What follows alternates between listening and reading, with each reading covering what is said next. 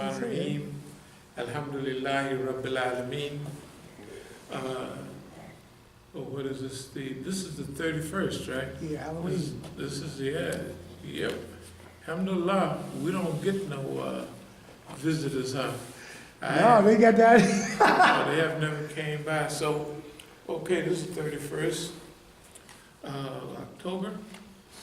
And I want to start with a little something that doesn't have a lot to do with our talk tonight, but there's a little, I didn't bring more, I just thought it was going to be the regular two.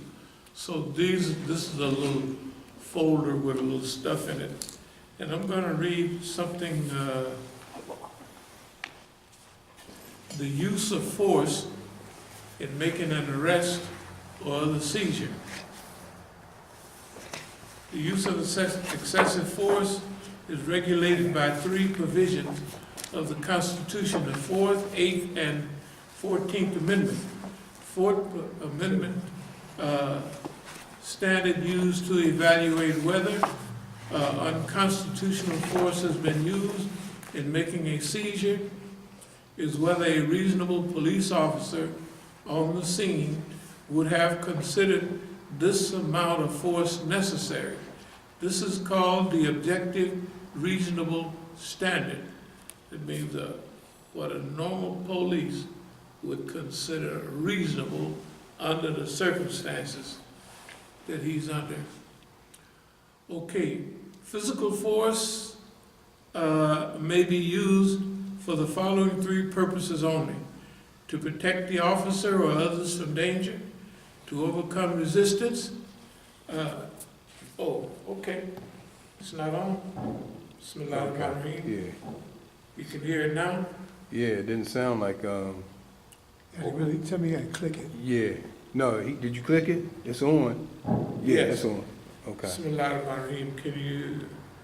Can you still hear? No, You know what? Can you pause everything for a minute?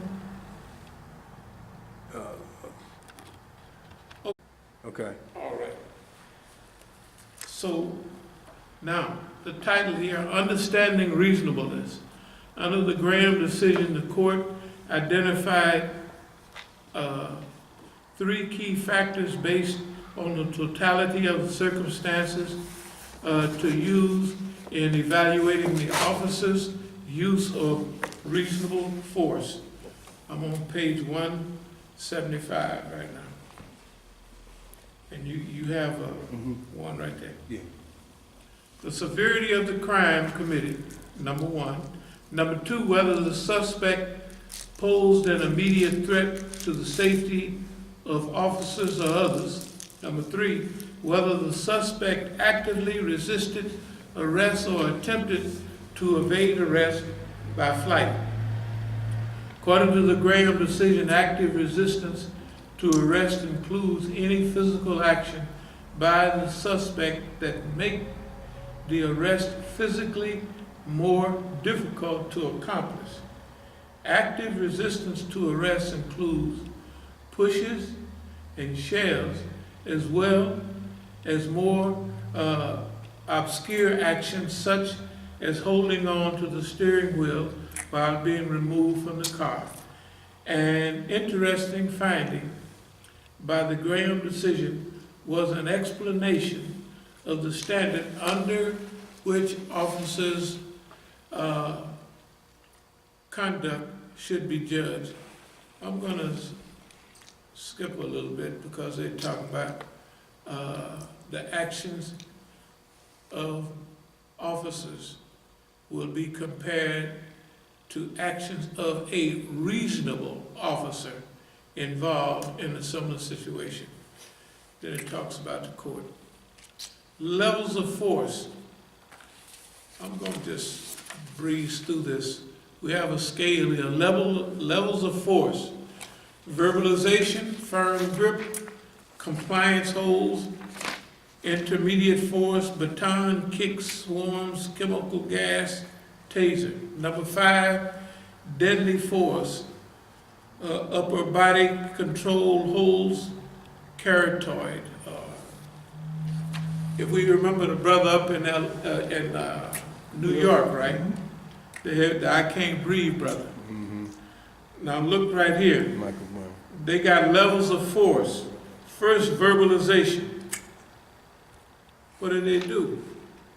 Did they say anything like you were, hey man, you've been messing up? No, the lieutenant had passed by and had arrested him before and didn't like him, so he told those guys to go arrest him or harass him, which they did. Okay, firm grip. Do they have a firm grip on him at any time? No. Compliance holds like restraint? No, they jump from 0 to deadly force, upper body control holds. You remember the chokehold they used to have years ago? And firearms. So they choked him to death. Okay. Although it is, And the chokehold is illegal by what they say. of course it's illegal. Yeah. They say the chokehold is illegal. Okay, but the way they knew what they was doing, because when they had him when they was choking him, he was saying, I can't breathe. Now his condition is gonna he had a tummy and everything. He didn't do no physical fitness. Now when they worked on me out in California, if you notice, they put pressure on him too from behind. Okay, when they had me out in California a couple of years ago now, they had me, man, that's 3 years ago, they had me on the concrete, you know what you do in the jail. And they was holding my feet up, and they was holding my arms up behind me. That's putting all the weight on the front. And I felt exactly like he did. So I started moving my head from side to side. And then all I did, since I work out every day, I just took a deep breath and pulled myself up. I didn't pull myself off the ground, but I pulled the pressure off. I took a deep breath and relaxed again. Then I went down, then I came back up. What I'm doing in my mind is a workout. I'm being choked, because see, they got it's either a hand or a foot on my back. And a guy with all this weight, if you got his feet lifted up and you got his hands lifted up, you got all that weight pointing down on your chest area. If you ain't in no shape, this is what I told the police. I said, man, y'all done got real slick. I said, now I see why. That's what I'm telling the Gold Squad.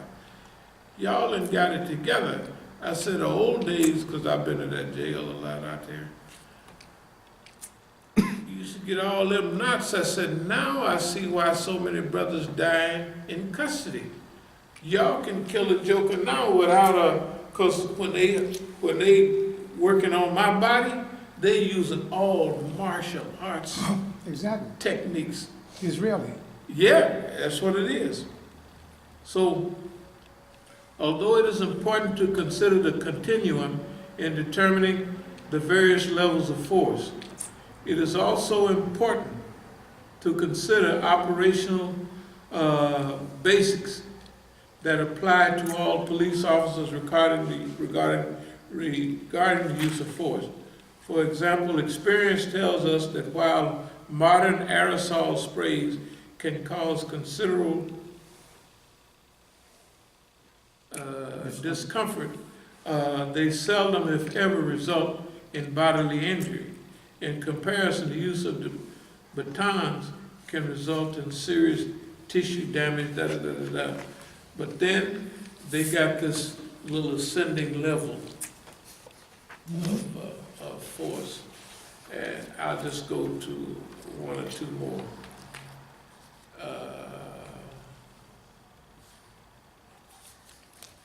I'll skip a little more deadly force and I'll go to, this is when you can use force. To prevent an escape when the suspect has threatened, this is page 178, has threatened an officer with a weapon. When there is a threat of death or serious physical injury to the officer or others. If there is probable cause to believe that the suspect has committed a crime involving the infliction or threatened infliction of serious physical injury, and when practical, some warning has been given by the officer. I'm gonna skip now to the last thing. It's called the deadly force triangle. This is right here. And it's supposedly when they can an armed but large, powerful. This opportunity is described as the suspect's potential use of his or her ability to kill or seriously injure. An unarmed but large and powerfully built suspect might have the ability to kill or injure a smaller person who is not in comparable physical shape. However, opportunity does not exist as a rule if the suspect is more than 50 yards away. Good, that's a long way away, man. 50 yards. That's Half of a football 50. field. Huh? Half of a football field. That's a long way. You gotta be that far away that you ain't no threat. Accordingly, a suspect armed with a knife has the ability to kill or seriously injure, but might lack the opportunity if he or she is too far away to make use of the weapon. Jeopardy exists when suspects take advantage of their ability and opportunity to place an officer or another person in imminent physical danger. I'm gonna skip all of this and go to the triangle. Number one, to use deadly force, you have to have the ability, you have to have the opportunity, and their life have to be in jeopardy. Think of all the people killed. There's a brother in Carolina, he's running away. Right. Is he a threat? Is the young fellow laid in the street for 4 hours in Ferguson? Michael Brown. Did he have the ability to do anybody any harm? No. It was a man or a woman said, they had a little old Peckerwood, said he was spitting. If he's spitting by a large African American, then he shouldn't stop him. Because our lives is more important than a doggone traffic stop. And him being threatened. They should make it illegal that a traffic stop turns into a death sentence. That's giving too much power to a dumb white boy. That's giving too much power to a dumb white boy. You gave him a badge, you gave him a gun, and taught him to use it, and he don't like niggas. The other thing that the courts, they know it. People have to get used to, instead of him and the praises of them police that kill us, instead of, they should realize that there's some police, a big amount, and if you haven't been arrested much, you just don't know it, that are out to shoot a nigger. He gets up in the morning hoping that he can find a situation to shoot him a nigger. Why? Because 90% of the chance he's gonna get away with it scot-free. And if he framed the thing right, he's gonna get a 2-month vacation. He's gonna get 2 months off to clear his mind, paid, of course. A low-down cracker might just do it just for the vacation. Right?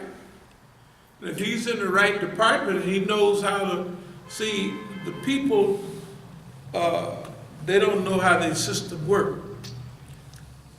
The thing is, we talked last week about organization, getting organized. If you're not organized, you can't do nothing about nothing. If you're not organized, you can't do anything about anything. Because as long as the police do what they do, what do? All the newspapers now is, Crime is going back up because police are afraid. The police I ain't seen no afraid cat police that didn't want to stop nobody. Where are they at? But that's the police union, and that's these Nazis at the top of this government, right? Because remember, the police officers are the same as stormtroopers in our neighborhood. They act exactly like the Nazis did. Remember all the old World War II films? When they come up to somebody, the Germans, papers please, what's the first thing they ask you? Where's your paper? If your paper's out of line, you out of line. Half the people don't have no papers, you know. Same thing with license registration. License, registration, and insurance. Who said you had to have insurance to drive a car? They did. Who's gonna make the money? The insurance companies. So if you lobby, you don't lobby, me and you don't lobby, so they lobby. They say, make it a law. So if everybody gotta have insurance, man, they rolling. Insurance company roll, yes. In the 70s, Right. you didn't have no insurance in DC. You didn't have to have none in it. I know in California until up in the 80s. Yeah, you had no insurance. Yeah, you didn't have to have insurance. A lot of things, I'm saying, it's creeping Nazism. Now, we'll get into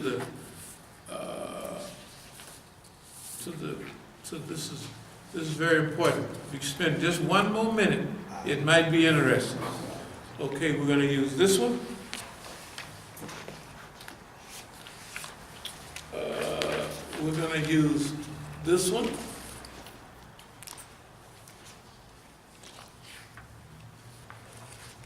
And I'll probably use this one right here.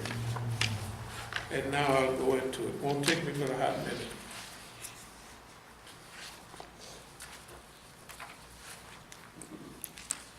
And people don't know how dirty their police is. If y'all look at this one right here, do you have this one? It's two of them. It's 4/17/13 up until about 4/25.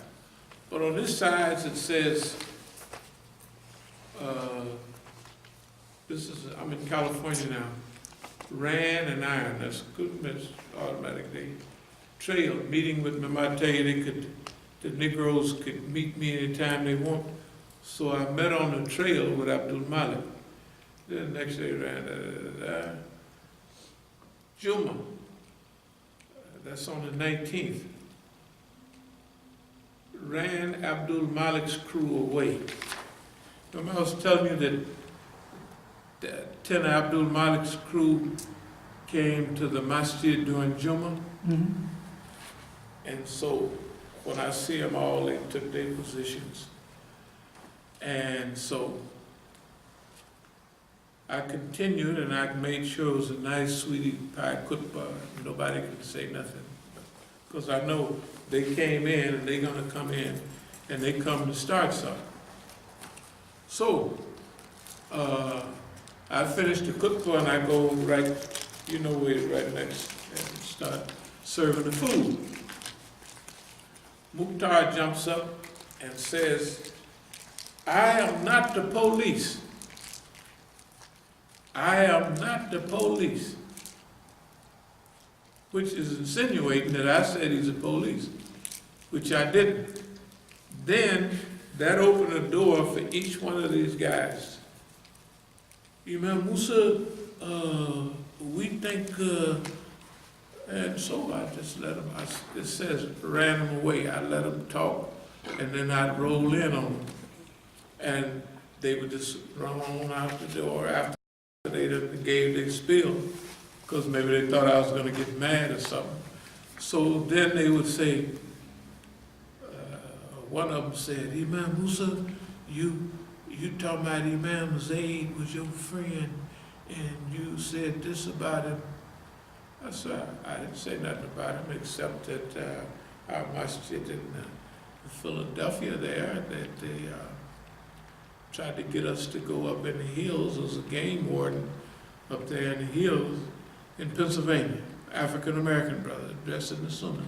He was a game warden, and he had, you know, a country place, and they took a group of brothers up there, this is about 93, to do target practice.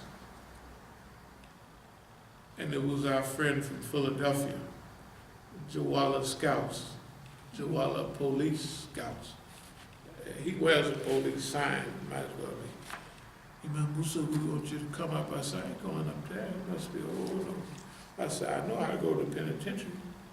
Lo and behold, everybody went up there, they raided the place and da-da-da-da-da, you know. And then I came one Sunday from here to, I was letting the brothers use the masjid. What make you so special? I said, it's good to be underestimated. You know, I said, it's good to be underestimated. I said, when I said something about Zayd, is because the company he was keeping and what happened to the people around him. And if I would have been around him, that would have happened to me. But anyway, it went on and on. Finally, it dissipated. And so this is on Jummah, the 19th. We're going to skip to the 21st, which must be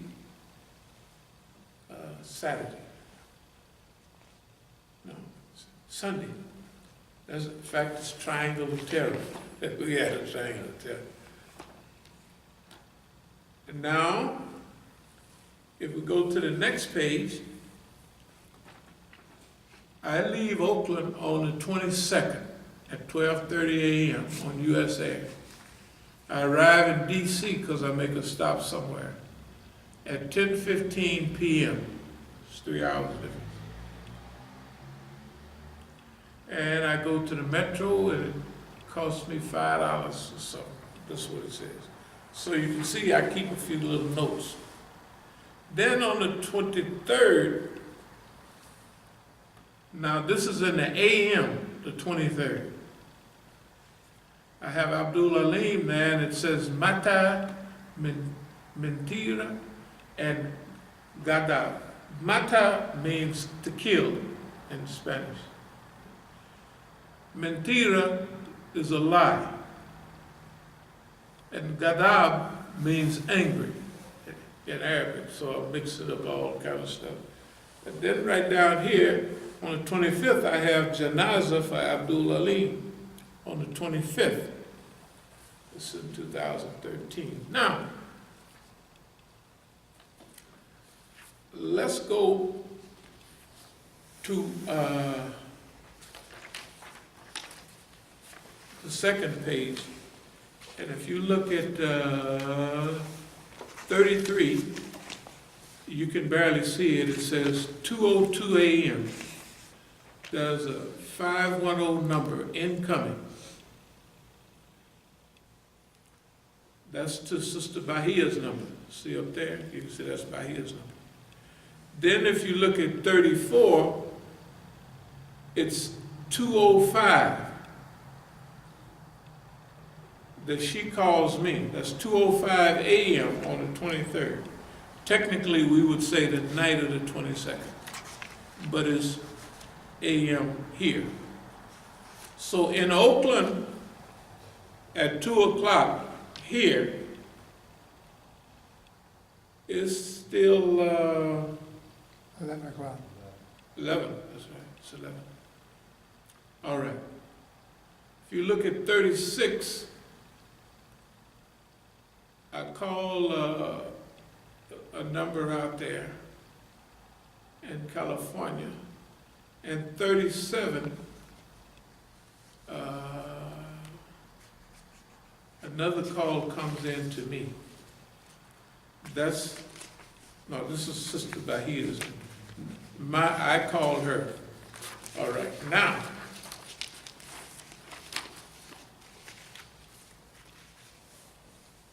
on this page, 4:23, 2:05 a.m. Incoming call. That's from Sister Bahia. 24 is 2:07. Another incoming call. She called me and I put the phone down. That's why I was saying it's a lie. I don't want to hear that. So, 25 is 2:10 a.m. So there's a 510 number, that's Oakland. Then at 2:20, Sister Bahia calls again. Think about the time now. This is 23rd, that means it's a.m. in the morning and it's 11 out there. Now, let's see what, I'm gonna read 2 police reports. Terrell Reams, police identify fatal shooting victim found in East Oakland. Oakland man found shot dead Monday morning in East Oakland has been identified by police as 23-year-old Stockton resident, which once lived in the neighborhood. Now, this is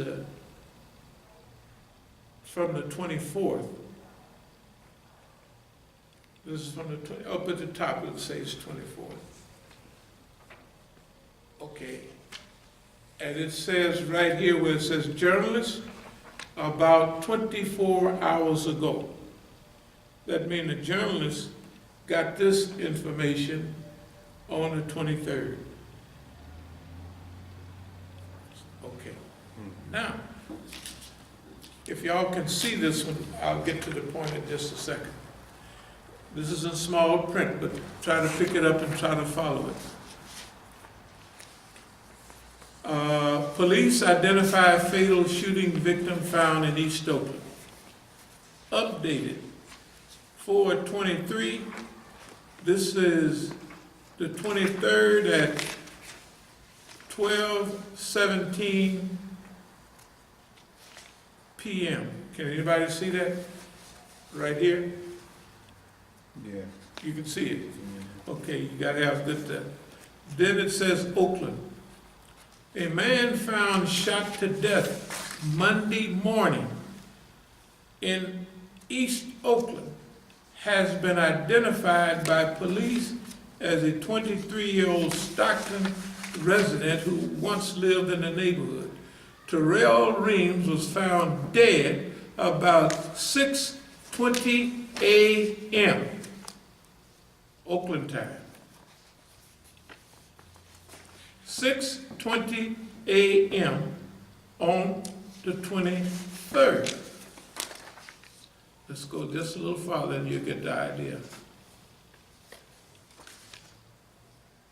6:20 a.m., 900 block of 90th Avenue, by someone on their way to work. He had been dead several hours, police said. This says he was found at 6:20 a.m. on the 23rd. Right? You see the paper? You see your, Yeah. Can you? Yeah, I can read it. Now, my phone record says the niggas,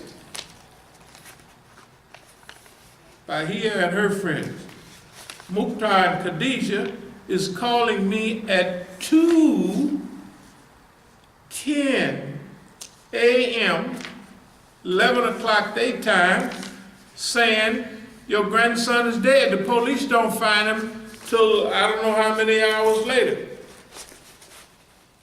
And the newspaper article said he'd been dead a long time. He'd been dead a while. Well, everybody said he left such and such and such. So, how are they calling me if the damn newspaper, if the police don't find him till 6:20 a.m. Oakland time? How are they calling me 9 hours ahead of time? You see the time, this is from the phone book. I don't make none of this. Okay. So, now, I just wanted you to hear that. You can get into where we're coming from. Whether I believe it's true or not, of course I don't believe it's true. Because Abdul-Alim's mother is the most notorious snitch in Northern California.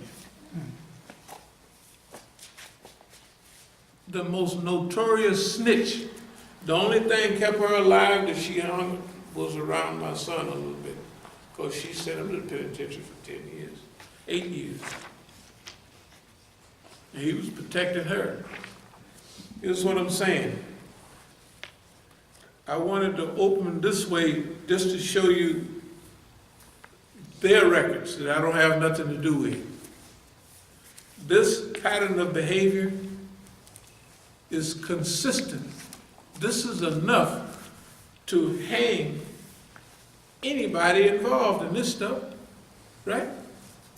It's not possible. I'm just going by what the paper, I didn't write none of this, except the part that I said mentira, mentiroso, is a lie in Spanish. I didn't believe it as soon as I got it. That's why he had to call me back again, because I slammed the phone down and I was headed back to sleep, because I'm used to that type of jive. And I knew that they had sent Abdul-Alim out here all along to divert my behavior, you know, if they arrested him, if they messed with him. He was doing, that was a deal between him, his mama and the police, and they was using him to have a good time with me. That's all that was, a diversion. Okay? Where he is now, I don't know. I don't think he's dead. I never did. That's why you didn't see me, no sad face. Same thing with my son. You know, I was talking to him the other day. How is it? Just think about this. His ex-girlfriend called me on the phone. We were sitting right there. That's funny. And just talking about, you know, something else. And then I said, where's homeboy at, my son? And 30 seconds later, he's on the phone from inside the penitentiary, ready to get out. Why? Because my son's was the only defense against encirclement impression. Everybody else in Oakland from 1980 on up was the police. Everybody. Everybody. Except my sons. And they got sharp. They said, Dad, that guy there act like a B-word. I said, you're right. And I asked my youngest son one time, I said, how did you pick so-and-so as the police? He was about 11 or 12. He was about 12 then. He said, well, Dad, when he came up to speak, all the speakers, I would dress them up in a police uniform. And if it fit, then they was the police. So, well, for 12 years. I said, if you write all the time, I can't argue with it. He was absolutely right. I just wanted to know what technique he used. But remember, a 12-year-old is going to use a 12-year-old's, I don't know if y'all saw that movie about those chess players up in Brooklyn, the young kids that played chess, and they were good. But they went to a big tournament, and they was looking at all the white kids, had medallions and everything, and they felt they was out of their league. And the only one won was a little guy, and a little Puerto Rican guy. He says, well, I had my ninja, this is my ninja crew, and he wasn't paying no attention to nothing. He was just into his own stuff, and he ran the board. The point is, we're gonna move on. I didn't want to hold you up. I just wanted you to get the flavor of where we're coming from right now. See, we're in a different transition now. Nobody has ever even been close to where we are now. They always knocked our brothers over. They just did. Okay. What we're into is what we always talk about. We're now crossing into a new frontier. What's that new frontier? The new frontier is we've passed the old situation that we're in. Remember, we always use the certain strategic management. What was that strategic management? Okay, all right. Of course, it was scanning your environment, right? Then strategic planning and all of that, you know. And it was implementing it. Then it was evaluation and control. Technically, we would almost be in an evaluation and control situation now, but we're not. You know what we're in? We're in all of those 4 situations at one time. Because we've been through all of those, scan your environment, right? Making a plan, right? Implementing the plan, and then studying how have we done? How did we do? How much? Is that loud enough? Yeah, they're commenting so they can hear you. Okay. So, where are we right now? Who are we dealing with? I read this just so everybody could clearly see that there's nothing that the monster won't do or fake doing. Now, during this period, what they wanted to do to us was several things. Stop us, scare us to death, or whatever they can to stop the next level, because they can see.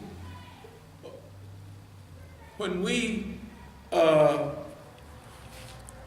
slipped up on Abdul-Malik them and the whole crew back in 2007 and 2008, hey man, it was a big shock to them. And so I was just looking for his resignation. But before I get to his resignation, I want to read maybe the first and last thing that I want to deal with. Y'all have this right here. This is a restraining order right here. This is a restraining order. And I'm going to turn to the second page.